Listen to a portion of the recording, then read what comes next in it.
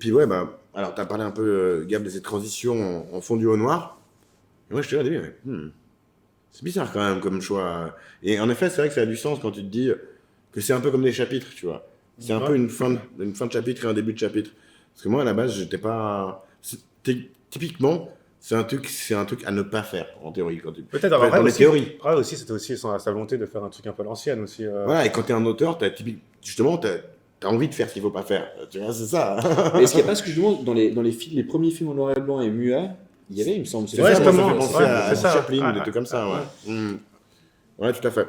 Tout à fait. Et peut-être, ouais, c'est aussi pour évoquer ce côté intemporel aussi qu'il y a ça là-dedans. Bon, moi aussi, enfin, ce côté chapitre, parce que je trouve qu'il est vraiment, on le voit bien, ce côté, autant au niveau des fondus en noir que la musique, etc. Pour moi, c'est un peu... Du traitement du film où tu as des personnages qui arrivent et ils partent et après on les revoit plus jamais. Ouais. Mm. Mais il y a ce côté narration de genre de conte. Mm. Ouais, grave. Ouais, C'est clair.